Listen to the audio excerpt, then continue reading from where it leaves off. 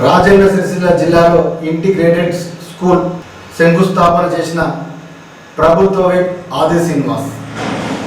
వివరాల్లోకి వెళితే రాజన్న సిరిసిల్ల జిల్లాలో వేములవాడ పరిధిలో మూడపల్లి గ్రామం, చందుర్తి మండలానికి సంబంధించిన మూడపల్లి గ్రామంలో ఈ యొక్క స్కూల్ శంకుస్థాపన కార్యక్రమాన్ని చేయడం జరిగింది.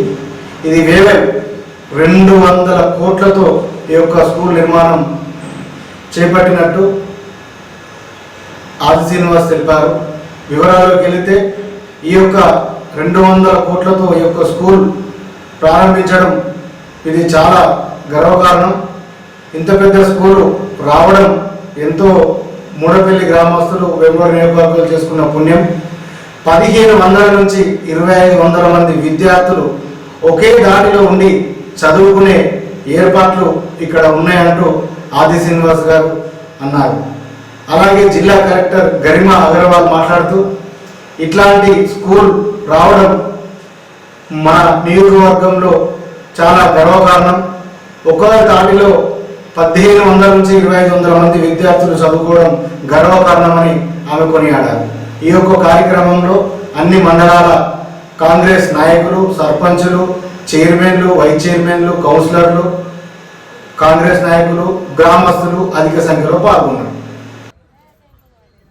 పంచాయతీ సెక్రటరీ కార్యక్రమం మాన్యశ్రీ గౌరవనీయులు తెలంగాణ రాష్ట్ర ముఖ్యమంత్రి వర్యులు రేవంత్ రెడ్డి గారి స్వప్నం విద్య అందించాలనే ఉద్దేశంతోనే మన శాసనసభ్యులు తీసుకురావడం జరిగింది.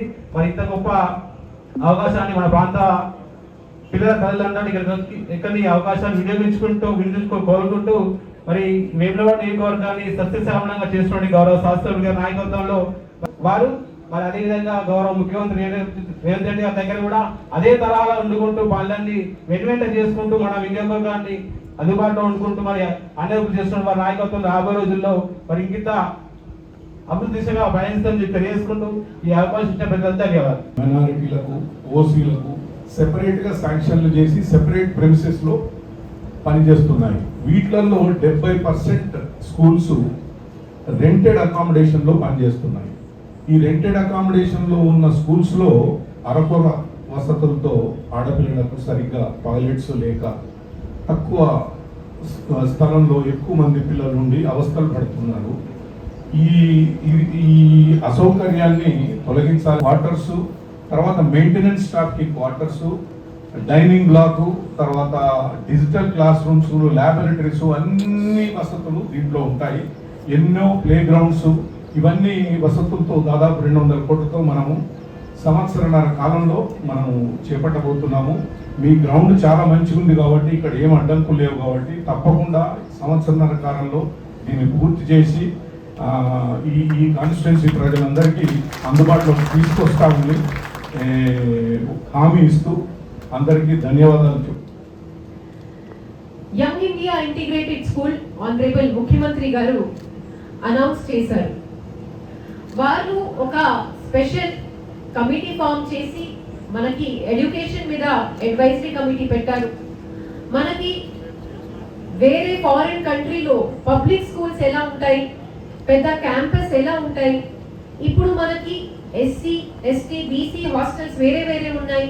అన్ని కలిపి మనము ఒక గ్రాండ్ గా స్కూల్స్ కూడా ఎగ్జిస్టింగ్ స్కూల్స్ లో కూడా స్టార్ట్ చేయడం జరిగింది. సో అలాంటి అన్ని యాక్టివిటీస్ తో మన జిల్లాలో ఈ నియోజకవర్గంలో మన స్టూడెంట్స్, మన పిల్లలకి ఎక్కువ శాతం వాళ్ళకి మంచి ఫ్యూచర్ రావాలి, మంచిగా చదివి ఇక్కడ నుంచి వాళ్ళు మంచి పొజిషన్ కి రీచ్ అయ్యి ఈ నియోజకవర్గంకి వాళ్ళు మంచి పేరు తీసుకురావాలి. అదే ఇవాళ ఈ కార్యక్రమంలో ఆశిస్తున్నాను. మళ్ళీ ఒకసారి మీ అందరికీ ఈ పెద్ద అయిన ఈ కార్యక్రమంకి, ఈ స్కూల్ గురుకి అడ్వాన్స్ శుభాకాంక్షలు, అభినందనలు.